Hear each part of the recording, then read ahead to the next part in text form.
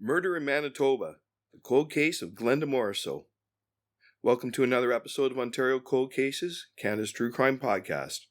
I'm your host, Jay Nicoll from Nicoll Investigations. Today, on World True Crime Thursday, we're delving into a heartbreaking and unsolved case from Winnipeg, Manitoba, the murder of Glenda Morrisseau. This episode will take us into the life of a young woman whose story, like so many others, demands to be told. Let's begin by getting to know who Glenda was.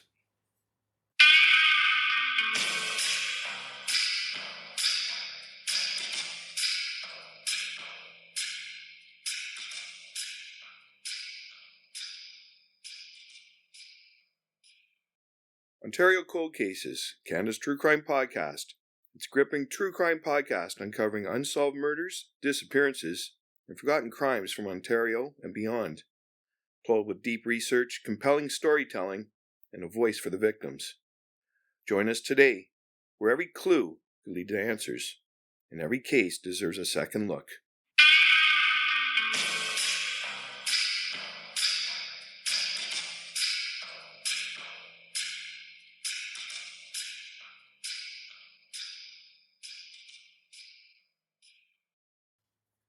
Background on Glenda Morrisseau. Before we unravel the tragic events of her case, let's take a moment to understand Glenda Morrisseau as a person. Glenda was a 19-year-old Indigenous woman from Sagkeeng First Nation, a community in Manitoba rooted in rich cultural heritage. By 1991, she was living in Winnipeg with her mother, Evelyn Morrisseau, and her stepfather, pursuing her education as a high school student. To those who knew her best, Glenda was more than just a name in a case file. She was a vibrant soul with a bright presence. Her brother, Mitchell Morrisseau, described Glenda as happy, kind, and deeply family-oriented. She loved spending time with her sisters and friends, cherishing the bonds that tied her to her loved ones. Glenda had a keen eye for style, often seen with neatly painted nails adorning her fingers and toes, a small but telling detail of her personality. She dressed with care, reflecting a sense of pride in her appearance that matched her lively spirit. At the time of her disappearance, Glenda was in a relationship with her boyfriend, living what appeared to be the typical life of a teenager in the cusp of adulthood, full of promise and possibility. But Glenda's story isn't just about her individual life. It's deeply intertwined with the community she came from and the broader challenges faced by Indigenous women in Canada. As an Indigenous woman, Glenda's case is a thread in the devastating tapestry of the missing and murdered Indigenous women and girls crisis, commonly known as MMIWG. This national tragedy has seen countless Indigenous women and girls vanish or lose their lives, too often met with inadequate police investigations and troubling indifference from society at large.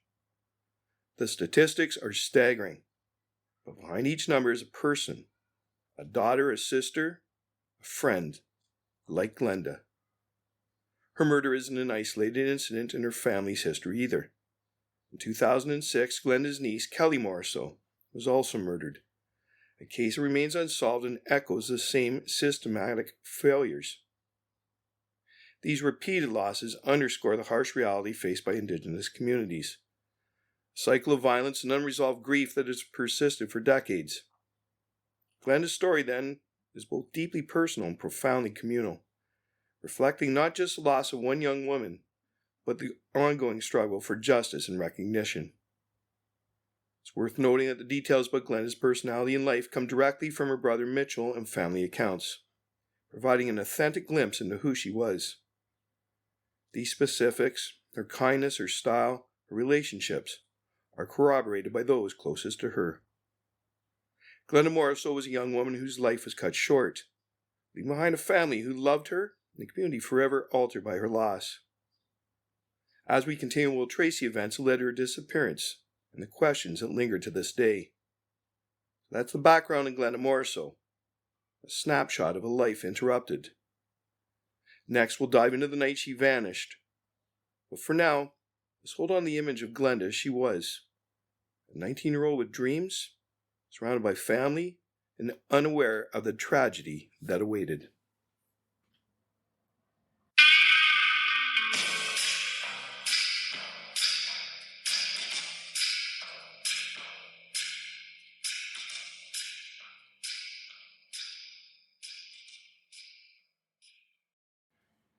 The disappearance. The date and location. On July 17, 1991, Glenda Morrisseau was last seen alive in Winnipeg, Manitoba, at the Stock Exchange Hotel, a place sometimes referred to simply as a Logan Avenue Hotel in local accounts. She wasn't alone that night. Well, there were her brothers Mitchell Morrisseau, her sister Doreen Morrisseau, their mother Evelyn, and their stepfather.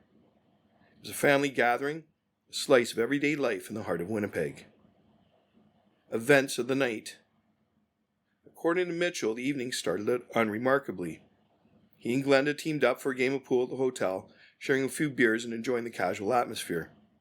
It was the kind of night that felt safe, familiar, surrounded by a family in a place they knew well.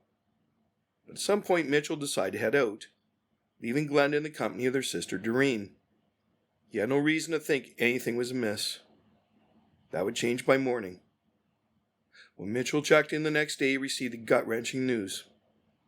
Glenda hadn't made it home. She was missing. Key incident.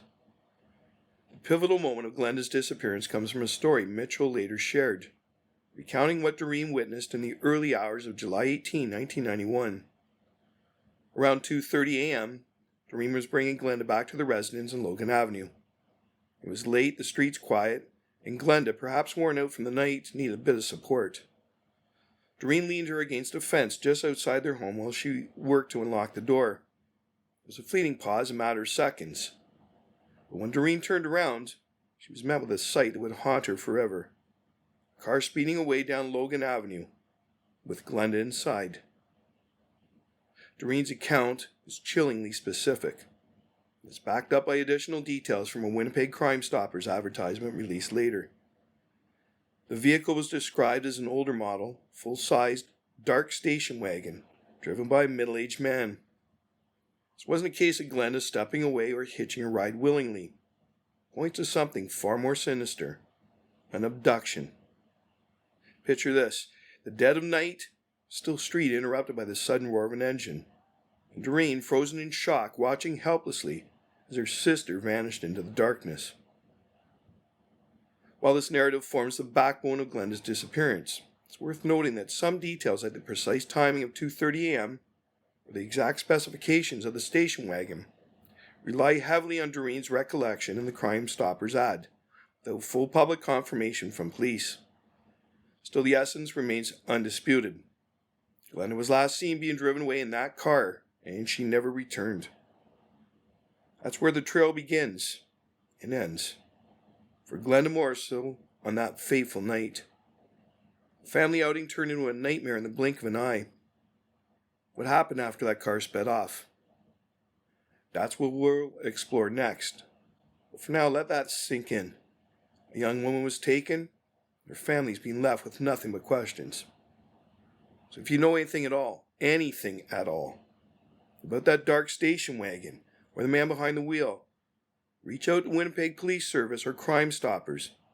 Even the smallest tip could break this case wide open.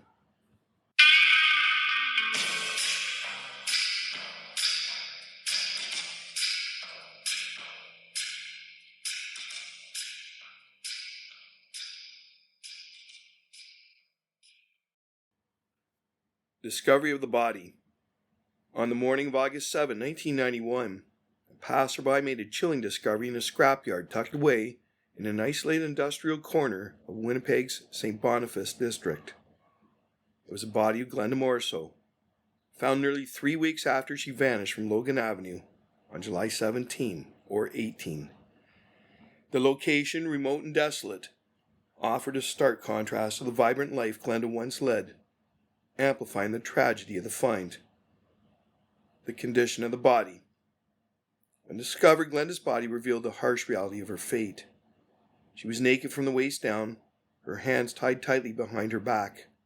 Clear sign she'd been restrained, pointing to foul play. The advanced state of decomposition indicates she'd been dead for some time, likely since shortly after her disappearance. In the heat of a Manitoba summer, 3 weeks would have significantly broken down her remains, complicating efforts to determine the precise moment of her death.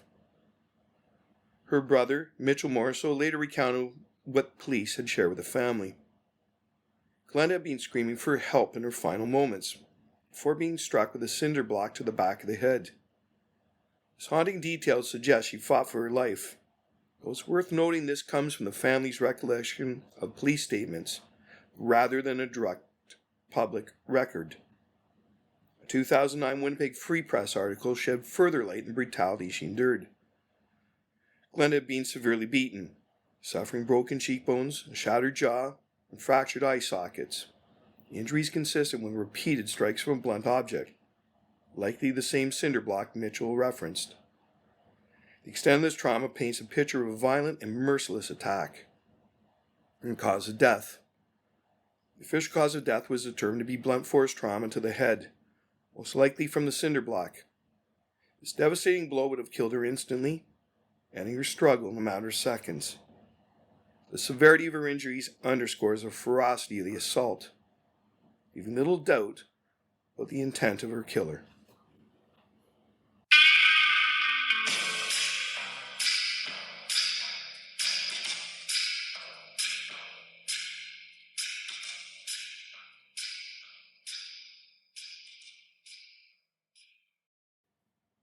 We've just covered the heartbreaking discovery of Glenda Morrisseau's body, the moment that left her family and community searching for answers. Now let's dive into the investigation that followed, perhaps more accurately, the investigation that faltered. What steps did the police take to find Glenda's killer? Why does this case remain unsolved? And what's kept her family pushing forward despite the silence? Let's break it down. The investigation, the initial police response. The Winnipeg Police Service stepped in to investigate Glenda Morrisseau's murder after her body was found in August 1991. Early on, they reached out to her family with questions. What was Glenda wearing the night she went missing? Were her nails polished and painted? These details were likely critical to confirming her identity, as decomposition had made the process challenging. But for the Morrisseaus, these interactions felt detached, less like a determined effort to solve the case and more like a formality. It didn't take long for dissatisfaction to set in, a sentiment that would only grow over time. Lack of progress. Months turned into years, and the investigation yielded nothing concrete. No arrests have been made, and as of the latest updates, Glenda's case remains unsolved. Her brother Mitchell Morrisseau has been outspoken about the family's frustration. He's described a wall of silence from the police. Updates were scarce. When they came, they offered little hope or insight. Mitchell didn't mince words, suggesting that Glenda's Indigenous identity might have influenced the investigation's perceived lack of urgency. It's a painful accusation, but one that resonates with broader patterns in missing and murdered Indigenous women and girls, MMIWG cases across Canada. For the family, it felt like Glenda's life wasn't given the priority it deserved. Project Devote. At some point, Glenda's case was absorbed into Project Devote, a joint initiative between the Winnipeg Police Service and the Royal Canadian Mounted Police, or the RCMP, launched to tackle unsolved homicides and missing person cases. Project Devote has placed a special focus on those involving Indigenous women, a nod to the MMIWG crisis that's long plagued Canada. While this move signaled that Glenda's case hadn't been forgotten, it hasn't delivered the resolution her family craves. It's a step forward on paper, but in practice, the trail remains cold. Possible reopening. In 2014, there was a glimmer of hope. Detectives visited the Morrisseau family to discuss the possibility of reopening the case. A conversation must have felt like a lifeline after years of stagnation. That hope was short-lived. No significant developments emerged, and the case drifted back into limbo. It's a frustrating cycle for families of the missing and murdered. Brief moments of attention that fade without answers. Speculative connections. Over the years, the family and others have grasped at possible leads, including links to known offenders, though those remain unconfirmed. In 2010, the Morrisseaus wondered about Russell Williams, a Canadian military colonel turned convicted murderer. Williams was stationed in Portage-la-Prairie, Manitoba as a flight instructor from 1989 to 1991, a time frame that overlaps with Glenda's death. Could he have been involved? There's no official word that Winnipeg police pursued this angle, and Williams's documented crimes occurred in Ontario, making it a long shot. Still, it's a question born from the family's relentless search for justice. Then in 2012, speculation turned to Sean Cameron Lamb, a suspected serial killer arrested for the murders of 3 Indigenous women in Winnipeg. Around the same time, Gatineau police investigating the murder of Glenda's niece, Glenda Morrisseau, contacted Winnipeg authorities to explore potential connections.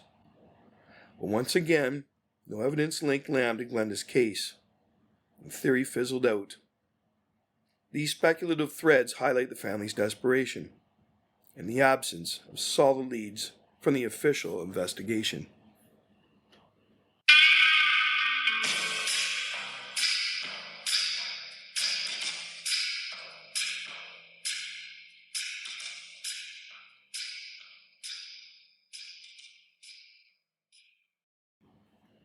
Behind every cold case is a family left in limbo, grappling with grief and unanswered questions.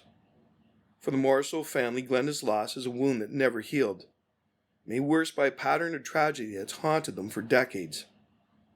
Let's explore the impact on her loved ones and the community that's rallied to keep her memory alive. Family and community impact. Glenda's murder in 1991 struck her family like a thunderbolt, leaving behind a trail of sorrow that lingers to this day. Her mother, Evelyn Morrisseau, was 74 in 2014. Evelyn has faced a cascade of loss. Glenda's death was followed by the murder of her granddaughter, Glenda Morrisseau, in Gatineau in 2006. And years earlier, her sister, Marjorie Lena Henderson Morrisseau, was killed in Winnipeg in 1993. All 3 cases remain unsolved, weaving a thread of unresolved grief through the family's history.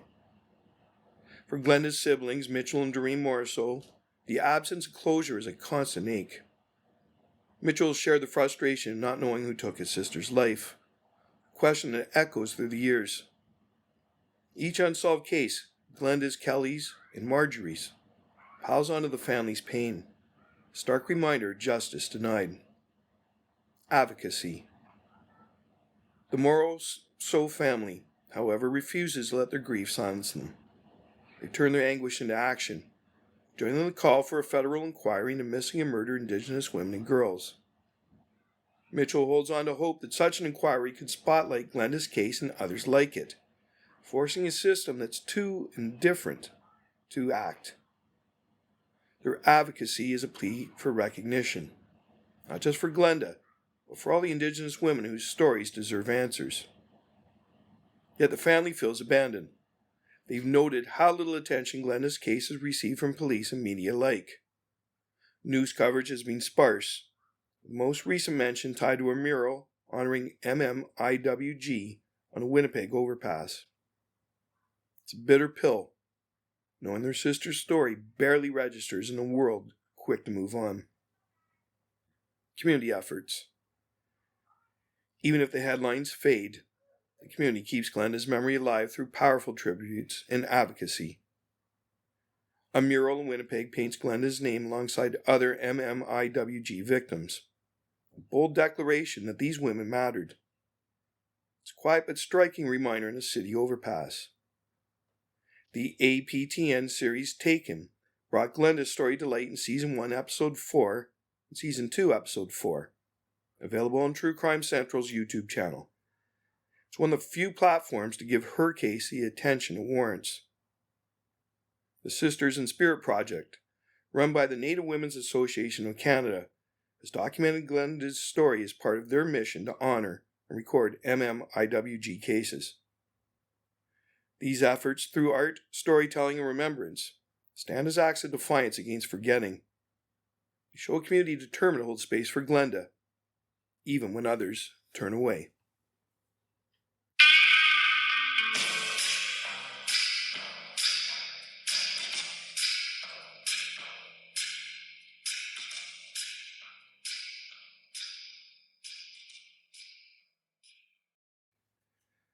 We walk through the heartbreaking details of Glenda Morrisseau's murder and its impact on her loved ones. Her story doesn't exist in a vacuum. To understand why justice remains elusive, we need to confront the systemic issues at play, issues that have left countless families like the Morrisseaus searching for answers. Let's dive into the broader context, starting with the crisis that's gripped Canada for far too long. Systemic issues. MMIWG crisis. Glenda Morrisseau's murder is one piece of a much larger tragedy. The crisis of missing and murdered Indigenous women and girls, or MMIWG. As of 2009, Canada had an estimated 520 unsolved cases of missing or murdered Indigenous women spanning the previous 4 decades. The statistics are chilling. Indigenous women are 4 times more likely to be murdered than non-Indigenous women. This isn't random chance. It's a result of systemic forces like poverty, colonialism, and racism that have eroded the safety and security of Indigenous communities. For Glenda and so many others, these root causes create a perfect storm of vulnerability in a justice system that too often fails to respond. Police criticism. For the Morrisseau family, the fight for justice has been an uphill battle, made harder by their experience with the police. They voiced frustration over slow progress, poor communication, a lingering feeling that Glenda's case wasn't taken seriously. Perhaps because of her Indigenous identity. This isn't unique to them. Advocates like Bridget Tolley of Families of Sisters in Spirit have long pointed at a troubling pattern in MMIWG investigations. Delayed responses, inadequate follow-up, and a perceived bias that leaves families sidelined. Too often, loved ones are forced to become their own investigators, chasing leads the system overlooks. In Glenda's case, that sense of abandonment still echoes. Media inattention. Then there's a silence from another corner. The media. Glenda's brother Mitchell Morrisseau has spoken about how little coverage her case received. A few fleeting mentions have quickly faded. This lack of attention feeds into a broader indifference, as if these losses don't demand the same urgency. It's a critique that rings true across MMIWG cases, which consistently get less spotlight than other homicides. While Glenda's murder lives on through community efforts, like Mural in Winnipeg or the APTN series Taken, the mainstream media's neglect adds another layer of erasure for families already fighting to be heard. These systemic issues, the MMIWG crisis, police shortcomings, and media silence, aren't just background noise. They're barriers that keep cases like Glenda's cold and families like the Morrisseaus in limbo. Their voices and the growing call for accountability are starting to break through. So if you're moved by this, or if you know something about Glenda's case, please contact the Winnipeg Police Service or Crime Stoppers. Let's keep this conversation alive. Current status: unsolved case. As of June 2025, Glenda Morrisseau's murder remains unsolved. More than 3 decades have passed since her life was tragically taken. Yet no suspects have been publicly identified, and no arrests have been made. Her case is far from forgotten, though. It's listed on the Manitoba Association of Chiefs of Police Unsolved Mysteries website, a haunting catalog of cases still seeking answers. It's also part of Project Devote, a dedicated task force investigating unsolved homicides and missing persons cases, with a focus on Indigenous women like Glenda. Despite these efforts, the investigation remains at a standstill, leaving her family and community waiting for justice. Public appeals. The call for help is still active. Both Winnipeg Crime Stoppers and Project Devote are urging anyone with information to come forward. No detail is too small. Sometimes a single lead can crack a case wide open. So if you know something, you can contact the Winnipeg Police Service directly or reach out to Crime Stoppers anonymously. It's a chance to make a difference, to help bring resolution to a family that's been in limbo for far too long. The reward. Now here's a sobering detail. Unlike the case of Glenda's niece, Glenda Morrisseau, where a $50,000 reward was offered for information leading to an arrest, no specific reward is being mentioned for Glenda's case in available sources. It's a stark contrast that highlights the uneven attention some cases receive, a disparity that adds another layer of frustration for those seeking answers in Glenda's story. Glenda Morrisseau's murder stands as a tragic and unresolved chapter in the ongoing missing and murdered Indigenous women and girls crisis that continues to devastate communities across Canada. On July 17, 1991, 19-year-old Glenda was abducted from Logan Avenue in Winnipeg, Manitoba. 3 weeks later, her body was discovered in a scrapyard in St. Boniface, having been brutally beaten and killed with a cinder block. A senseless act of violence that ended a young life full of potential. Despite investigative efforts, including work by Project Devote, a task force dedicated to unsolved cases, no one is being held accountable. The case remains cold, with no arrests or publicly named suspects. For Glenda's family, her mother Evelyn, her brother Mitchell, or sister Doreen, the absence of justice compounds their grief, pain deepened by the loss of other loved ones to similar tragedies. This lack of resolution reflects broader systemic failures, inadequate police investigations, poor communication with families, a societal indifference that too often leaves Indigenous women's cases unsolved. Yet Glenda's story endures through the tireless efforts of those who refuse to let her be forgotten. Advocacy work, media coverage such as the APTN series Taken, and community initiatives like the murals and memorials honoring MMIWG victims in Winnipeg keep her memory alive. These efforts highlight not only the personal loss felt by her family, but also the collective resilience of Indigenous communities demanding change. To anyone listening, if you know something, anything, about what happened to Glenda Morrisseau, please come forward. Even the smallest detail could break this case open. You can reach out to the Winnipeg Police Service at 204-986-6222 or Crime Stoppers anonymously at 1-800-222-8477 or 1-800-222-TIPS. Your voice can be the key to bringing long overdue closure to a family that has endured decades of pain. Glenda Morrisseau's life mattered. Her death matters. The pursuit of truth in her case still matters today. Let's honor her by keeping her story alive and pushing for the justice she deserves. Because every case deserves answers, and every victim deserves justice. Subscribe now to Ontario Cold Cases, Canada's True Crime Podcast. Episodes available wherever you get your podcasts.